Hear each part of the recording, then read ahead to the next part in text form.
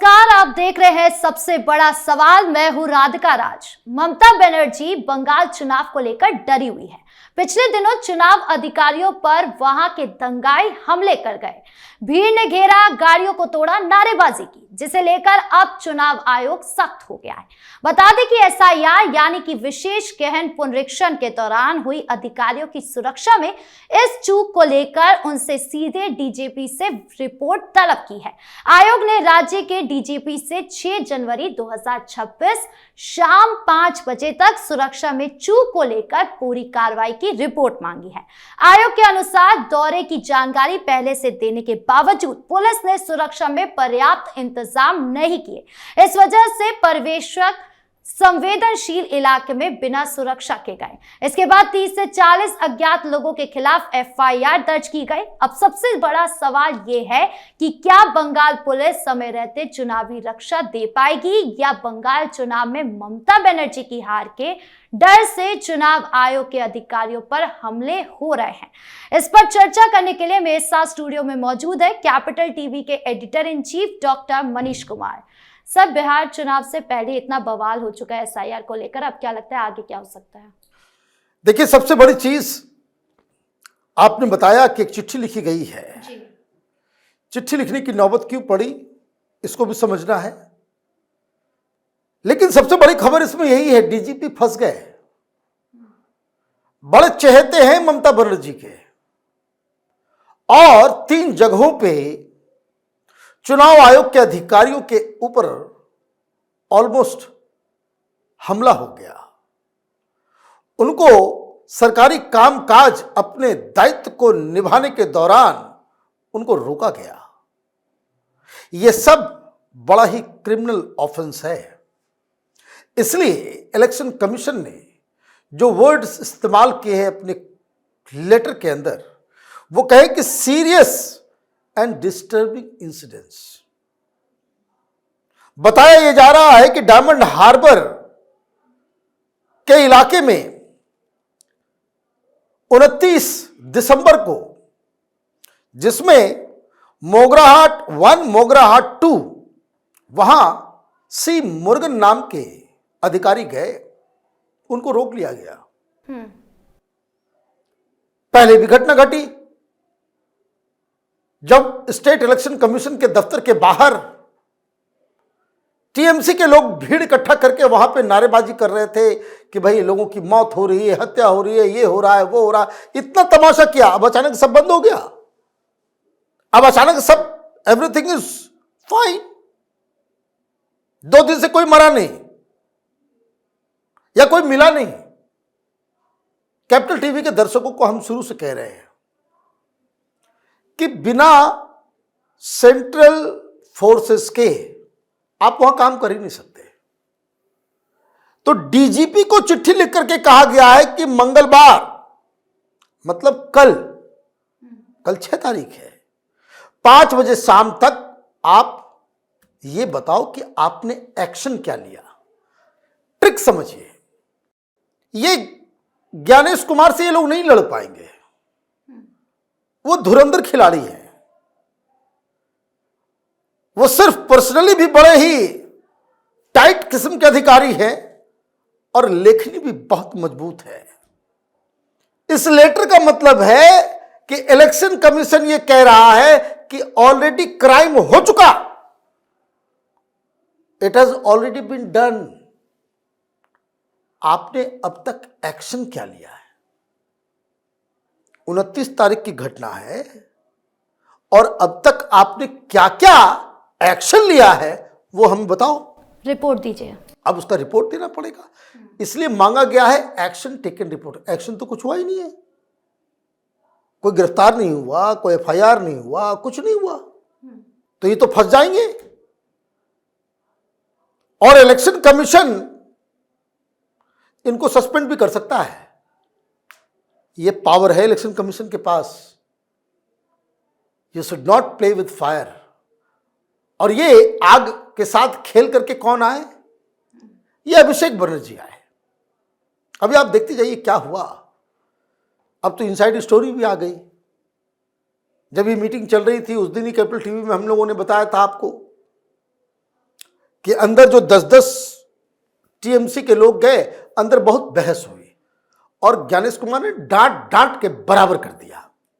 जो बाहर आकर के बोले कि हमें उंगली दिखाई गई, और कुछ लोग जो है उसके ऊपर, देखिए ज्ञानेश कुमार को बहस में आप नहीं जी सकते। 10-10 अभिषेक बनर्जी को जो है ना सामने बिठा करके टोपी पहना करके ज्ञानेश कुमार भेज देंगे बाहर। पढ़े लिखे व्यक्ति हैं, बहुत सारा उनका कारनामा है। ये सब ममता बनर्जी की पल्लू में बैठ करके राजनीति करने वाले, उसने पूछ पकड़ के जो बैतरनी पार करने वाले लोग, ये लोग क्या क्या बात कर लेंगे। वहां जो एक बहस हुई थी, उस बहस में इस बात को बताया गया इलेक्शन कमीशन की तरफ से कि आप लोगों ने क्यों इलेक्शन कमीशन के बिल्डिंग के बाहर आपने धरना प्रदर्शन किया था। इधर से बोला गया कि नहीं, ये तो बीएलए लोग थे, वो बीएलओ थे, उनकी मौत हो रही तो प्रदर्शन करते। उन्होंने कहा कि नहीं, वो तो आपके लोग थे, मीडिया पे पूरी रिपोर्ट है। तो उससे वो भड़क गए, तो लेफ्ट राइट सेंटर दिया गया। अब क्या हो रहा है, जो बात हम लोग शुरू से कहते आ रहे थे कि 58 लाख 58 लाख नाम ऑलरेडी कट गए, उनका आता पता तो नहीं हो, तो खत्म हो गया 58 लाख। और वो जो वोट कटा है उससे ही टीएमसी को बहुत बड़ा नुकसान हो चुका, उसके ऊपर कोई सुनवाई नहीं, कुछ नहीं हो रहा। अब फेज 2, अब देखिए ना, बिहार में 65 लाख लोग का नाम कटा था ना जी। ये तो 58 लाख लोगों का नाम कटा है। और इलेक्शन कमीशन ने, उनको समझ में आया कि ममता बनर्जी और वहां के लोकल स्थानीय अधिकारी मिलकर के, वहां के बीएलओ, इन लोगों ने मिलके गंदगी मचाई है। वो कैसे? वो इस तरीके से कि इन लोगों ने जैसे ही मालूम चला कि एसआईआर होने वाला है तो सबका फर्जी आधार, फर्जी ये, और धनाधन बर्थ सर्टिफिकेट भी बन देना शुरू। ये सारा एक पूरा एक इंडस्ट्री जो है वो काम करने लग गया।